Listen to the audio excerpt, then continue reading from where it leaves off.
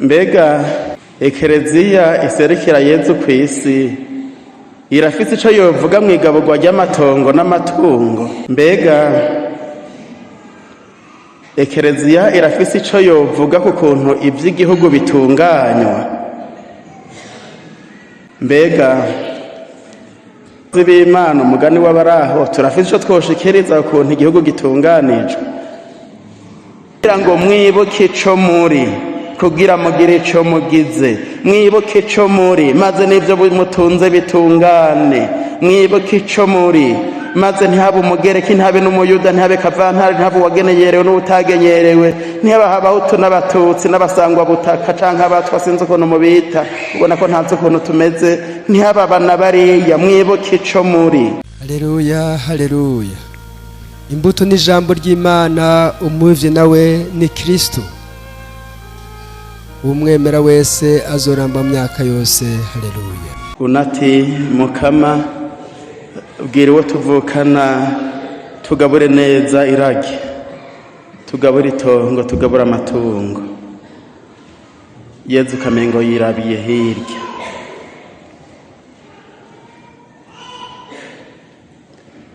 Ibi bintu birateye ikibazo, kubona umuntu ashaka ubutungane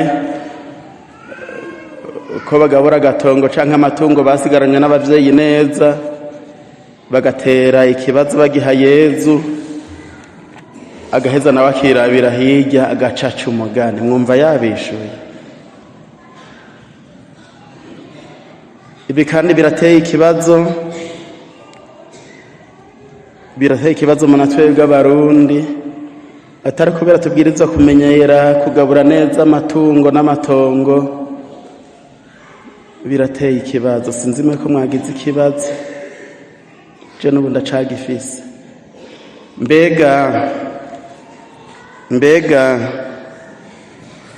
Mbega ekereziya iserukira Yezu kw'isi irafise ico yovuga mw'igabugwa ry'amatongo n'amatungo?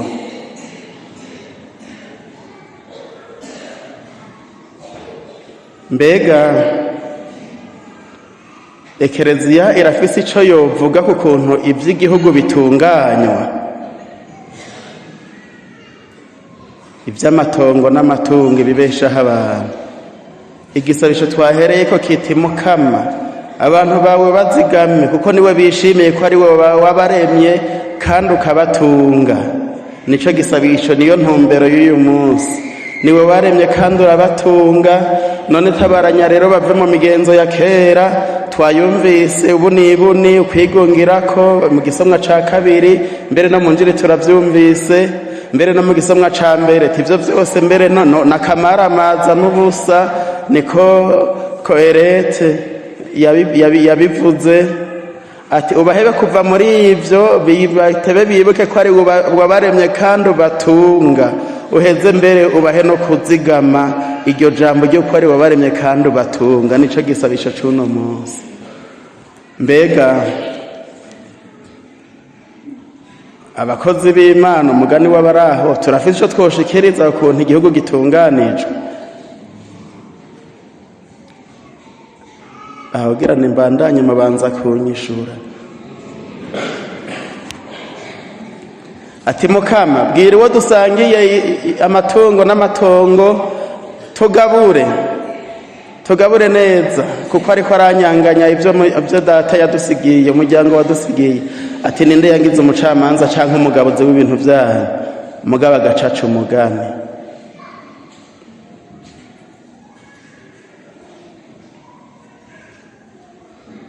Duhora twumva ngo iki, hagize ko batujejwe bagira ico bashikirije kuntu igihugu gitunganijwe, ngo nibagende mw'isakirisiya, ngo nibarabe cane cane ivy'imitima, ngo ibindi ntibabirabe. Abo mwumvise abajije ngo iki? Mwumvise abajije ivy'umutima? Kandi abibajije Kristo Yezu. Umwe ava mu bantu ati Mukama bwira wo tuvukana tugabure neza, twaze hasi bigende neza. Ati nde yagize umugabuzi? Bavukanye iri jambo ngira ngo tworizirikana ko kumbure turayica ku ruhande kuko birakenewe ko dushyira ibirenge hasi ibyo tubayemwo umukama akabiha intumbero akabiha insiguro kandi n'ubu nico yashaka kandi iyo nsiguro niyo ntumbero yabitanze ntiyavuze ngo genda ngo mwande hasi ngo metero 6 wundi 6 ngo mwaherere ku mutyo twe wundi haruguru canke mucisha mugire gute ngo matwarire yatonga wundi rire imwe twarinze imwe ngo zaka kunganya agaciro sivyo yavuze atanze intumbero ati habaye umuntu bamubajije ngo tugabure ati habaye umuntu w'umutunzi yarimye pana senkana turwa ziramukundira gutyo arabura niyabishira ubona ko duca twanikira no mwibarabara n'abantu ntibasubire kurengana ati bizokumaza imyaka myinshi wumvise ndaguhaye inyishu atanze intumbero ariko n'ikibazo ciza natwe two kwibaza kuko cama gikenewe ko abantu bamenya bakamenyera gutunganya ivy'Imana yabahaye batibagiye iyo bava n'iyo baja batabitayemwo umutwe ngo batibanga ngo bata umutwe bata ubwoko niko mu Kirundi dutukana tuvuga ngo yataye ubwoko kubera ibintu erega n'ahantu twicara henshi twicara kubera ibintu bihari le pouvoir et l'avoir kuko ubufise pouvoir avoir kenshi irakurikira siko ubufise aho yicaye n'ibintu biraza usanga tutabirondera kubera gusa dushaka gutunganya mubwo kubera ibindi bifatanye n'ibyo naho rero yaritagize ati murarabe neza bigira agaciro ku muntu bigira iteka ry'umuntu si ibyo atunze n'icari ubwa mbere na mbere ariko ikibazo twama twakibajije natwe bicanke tukacihendako biranatangaje nyinshi twumvanye umukama kuko mu bikibano cacu mu bihugu vyacu abantu bama bashwaniye utunaturiya cane mu ngo n'imiryango sinzi ko muri mwebwe harimo abacamanza murazi ko imanza nyinshi dufise z'amatongo n'amatungo nizo nyinshi Yezu ati ndeyangiza umucamanza wanyu umenga aravyanse none aravyanse kandi wumva hari umuntu ariko ararenganya uwundi aranse kuvyinjiramwo ko kandi umengo biratangaje n'akamara amazi mugani wa koherete kuko inkuru nza twigisha siyo kubwira abantu ngo nimucishe harya kuva hana hariya gushika hariya mugabo niyo gutanga intumbero y'ubuzima kugira ngo ivyo dufise ntibitume twiyuntura ngo dute ubuntu kuko umuntu yiyuntuye no kuvuga umuntu atabuntu agifise uwa Kristo nawe akabwiriza nawe nyene kumenyera kubaza ikibazo umukama akagira ico amwishuye nk'uko twavyumvise ariko aradufisavye cane ngo dushibirenge hasi kugira ngo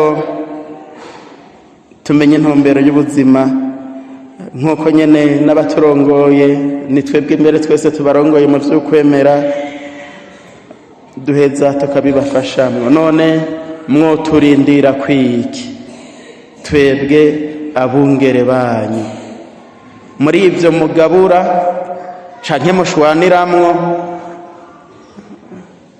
mwoturindira kwiki iyo bene ivyo vyadutse cane mu bijanye n'ivy'intwaro ivy'imibano n'ivy'ubutunzi birashika ko tugira intumbero dutanze twebwe abungere banyu tugira ngo dutange umuco w'ico umuntu ari ico umuntu ari kamutuma rero ko yibuka ko avukana n'abandi atamugereki atamuyuda atawagenyerewe atakavantara atabavuye muri Sudani no muri Ethiopia no muri Somalia n'abandi bo ngaha n'abandi mwita abasangwa butaka ico n'igitutsi cyo mu mategeko sindabirandira ko muzombimbaza ikindi gatari ngaha mugabo tukamenya iyo tuva n'iyo tuja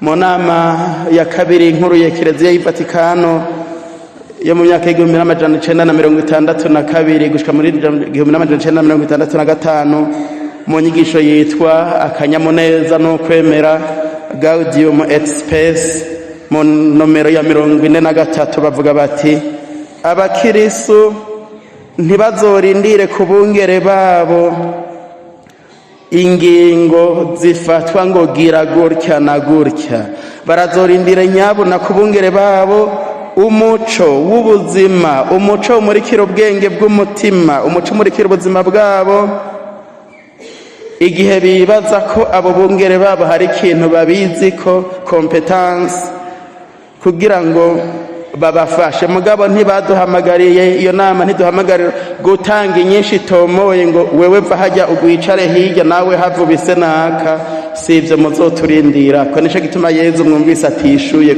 ngo wewe twara hirya nawe atware hino.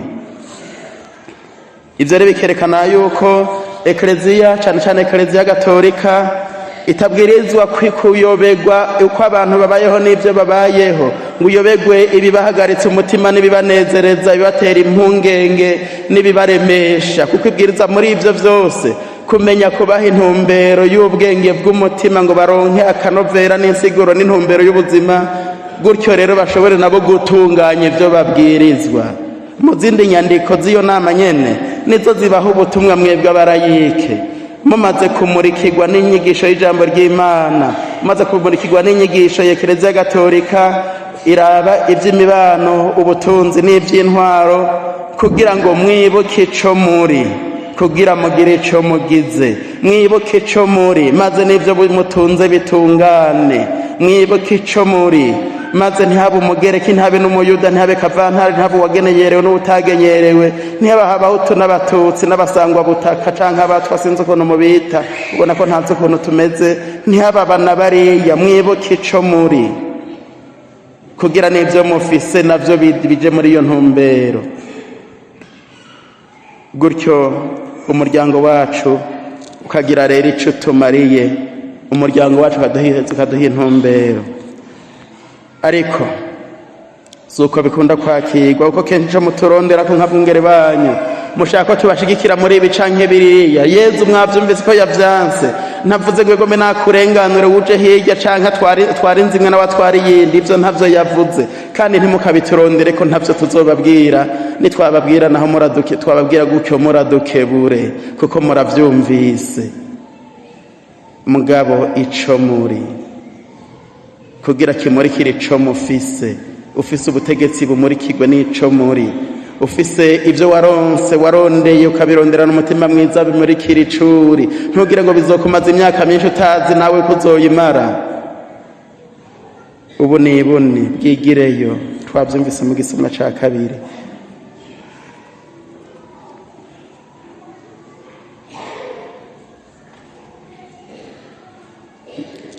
Kenshi biratubabaza twege turiko turabitunganya, kuko batadushigikiye muri ibi canke biriya, badushikira nico badushikirije, tugaca tuja mu migwi yacu mito mito ngo bari bababwiye nuko batumva, na Burundi ruhande nabo ngo bari bababwiye nuko batumva. Muramaze kuvyumva, ndabifatire ngaho iwacu mu Burundi, abari ku butegetsi n'ababurimwo ngo babandi babushaka uko babushaka hasi kubura hejuru, ngo bavyumvise.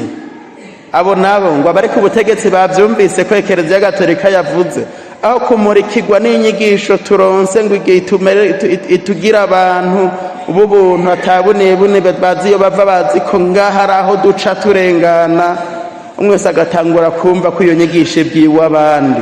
Mbere no ngaha naho nyene umengo bihora bishika, ngo nakaraba yavyumvise ivyo padiri yavuze mu isengero, umuntu akavyumviriza avyumviririza abandi, yumviriza ico kiraba abandi, ukamengo twebwe ntibitwerekeye. Bihora bishika, siko? Bihora bishika umuntu akumviriza yumviririza abandi ivyofasha abandi. Ico umuryango w'abakirisu duhamagara ko namwe murimwo, kw'izina ry'uwo muryango umwe wese mu vyo ashinzwe, ni ibintu bitatu bikomeye. Umuryango w'abakristo umugize munserukira, nanje nserukira. Ica mbere muri bene ivyo bihe vy'abantu bashwanira ibintu canke ivyicaro canke ibindi, uhamagariwe kudoma urutoke ku bihungabanya iteka rya muntu vyose, denonse. Abazi igifaransa muze muravyumva, kubidoma k'urutoke. Ibi ntibitunganye, ntibitumbereye, kuko birahonyanga iteka rya muntu.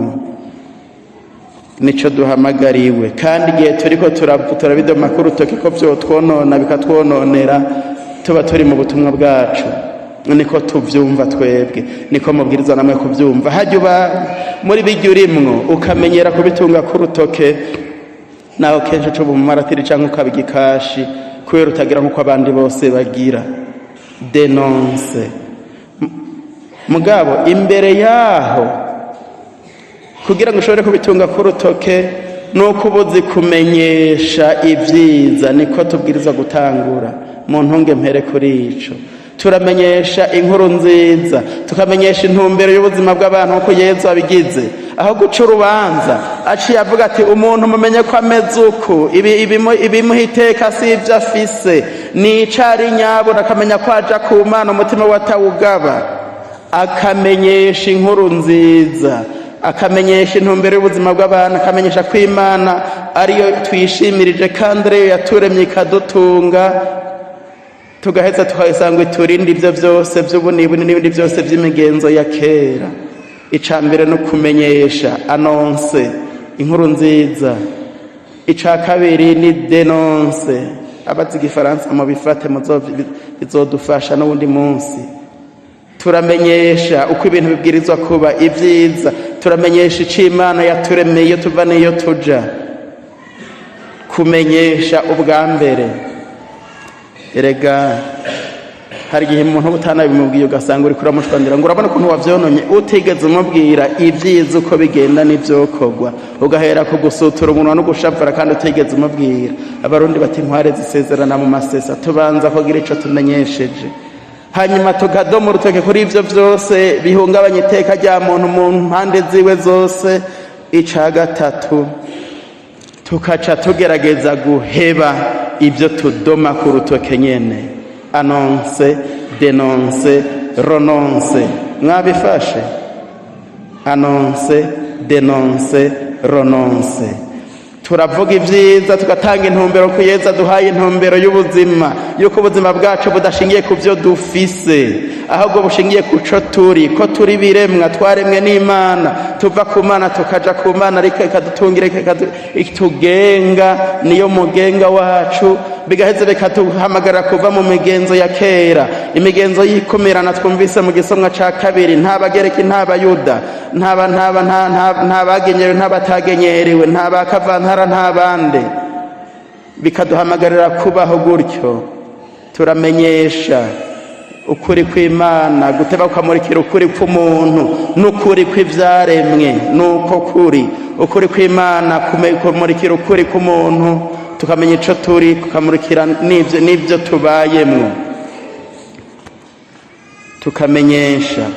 Hanyuma tukadoma urutoke ku bigenda nabi, hanyuma tukagerageza kubiheba. Turi umuryango w'abakristo, ntitugatunga urutoke gukorera mu gipfungu, turi abambere bakorera mu gipfungu, manque de transparence.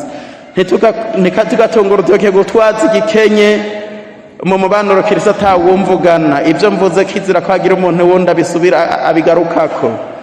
Ntitugatunga urutoke ibi canke biriya natwe tutanabigerageza, kuko tuba tubisutse mu mazi vyose. Ivyo tubayemwo rero, uyu munsi twumve ico turi, iyo tuva n'iyo tuja. Gutyo iri jambo rero Yesu atubwiye, tumenye ko ukubaho kwacu tuzobaho tugenda twunamye turaba hasi, tudakirurutse umutima. Mpava ndabibatumira ati kirurutse umutima tuwerekeze ku Mukama, kuko ivyo tuba twahereje Umukama biba vyavuye mu vyimburwa vyacu. Ni nahazo Mukama Mana y'ijuru n'isi waduhaye umukate, turaguhereza wavuye mu vyimburwa no mu bikorwa vyacu, umugabo uzotubera umukate w'ubuzima. Ni nahazo Mukama Mana y'ijuru n'isi waduhaye uwo muvinyu, turaguhereza wavuye mu muzani camwa c'umuzabibu, umugabo kandi nitwe twanabikoze. Umugabo ntibigume ngaho gusa, biratubera inyobwa y'umutima. tugaheza tugakirutsa umutima ntitwitinde gufyakarara. Murumva ko ntokana mu bintu vy'isi, nuko numva bindi ku mutima murapfa kuntunguko. Tukamenya yuko uko tubayeho dushobora kubaho tutararamura amaso na rimwe udakirurutsa umutima, tukaguma muri ibi ngo bizokumaza igihe kinini tutazi n'igihe dusigaje, bigatuma twigungira ko tukagira ubunibuni ivyo Mukama yaduhaye ngo tubisangire twese, bigatangura kuba ivyajewe gusa, kandi tuvuga ngo dawe wa twese uri mw'ijuru amaboko tugatarika, mbere tugahumiriza wa twese mugabo hariho ibintu abandi batarimwe, wa twese mugabo abo twese nabo baharura atari twese ku vy'ukuri. Canke tukamenya ko turi ngaha mugabo turindiriye ubundi buzima, turindira ubuhirwe bw'ijuru n'ihindukira ry'Umukama wacu Yezu Kristo, kuko ni wagaba vyose, niwe nyene inganje n'ubuni nahazwa. Ayo majambo aragoye. Nico gituma inkuru nzano munsi ivuze ngo dushira ibirenge hasi mugo tugagiye gukirurutsa umutima. Gutyo abantu bahari abagereki n'abandi bose bakumva ko ikibaha agateka n'iteka n'ikibaha intumbero y'ubuzima ari ukumva ko bakunze abandi kandi bagakundwa, kugira ngo ntagire ikintu na kimwe cobagirira neza twirengagiza kukibamenyesha, ariko kandi twame dutunga urutoki ico cose coshobora kubagira nabi kubera tubipfuriza neza tubakunda, mugabo kandi ntitubare twebwe tuca tubisoko ryobagirira nabi, twige natwe kubikuramwo akarenga ivyo vyogirira nabi abandi. Annonce, denonce, renonce. Bitagenze uko ibindi vyose n'akamaramaza, ibindi vyose ni ivy'isi, ni ivy'ubusa, niko Koreti yatubwiye. Ibindi vyose dushobora kubamwo yari yaravyihweje aragira ati none umuntu abayeho acuruguta, acuramika ibintu, acurika abana, acurura ngo bizotebe mushikana. Ivyo vyose n'akamaramaza, mbere n'umuntu araheza no kubirondera bigaheza bikaribwa n'abatabirondera. Ivyo vyose n'umuruho n'akamaramaza. N'inda z'amasegonda dusigaje, mvuze amasegonda ko ngira ariyo umuntu yoshobora guhamvya mu kuyaharura. Ibindi vyose rero bica biba akamaramaza. Kugira ngo twinjire muri iyo ntumbero nuko tumenyera kumviriza iry'Imana, dushikirizwa n'abatujejwe, mugabo cane cane kagatima mpanuro kakandi katubwira ati heba ikibi wihatimbirire ku neza naho yo biriko birakunanira gushikako, kuko ico tutitokwibagira naho twodundika ngaho mwibarabara tukagorora agakoti n'agakoti sime, tukambara agakaruvati, tukambara imvutano nziza, umuntu ashobora kubesha abandi ariko ntashobora kwibesha abazi ko atari ivyo. On peut mentir aux autres, on ne peut pas mentir à soi-même. Kuko ako gatima mpanuro tubwiriza kumenyera kukumviriza, muga agatima mpanuro gashobora kugondama kuko katigeze gahabwa umuco n'intumbero n'ikijambo ry'Imana ribereyeho, n'icimpanuro z'abana bariya zibereyeho ngo agatima mpanuro kagaburirwe gashobore kuduhanura. N'igihe atawoba yatubonye ubona ko iwacu ariko bimeze, siko bimeze. Igisuma ni igifashwe, batamufashe nta kibazo. Igisuma ni cibye, igisuma si gifashwe, kuko nabo batabimenya mu mutima bizoba biriyo. Uzoshobora kubesha abandi mugo ntuzokwibesha, kazoguma karyega bukebuke. Nitwemere uwo mutima rero umurikirwe n'inyigisho, inyigisho ndoramana, inyigisho nkomeza kwemera. Nitwemere uwo mutima ugororwe n'impanuro duhana, impanuro nziza. Nitwemere uwo mutima umurikirwe n'ibindi vyose bidutuma tuba abantu bagororotse. Muri vyo harimwo amategeko, yari amategeko akozwe neza kandi ameze neza. Nitwemere turonke intumbero y'ubuzima, tumenye ko ikitugira abantu si ivyo dufise mu minwe canke ububasha dufise, ikitugira abantu n'umutima ukirurukiye Imana. Ikitugira abantu si ivyo dufise, ikitugira abantu n'umutima ukirurukiye Imana.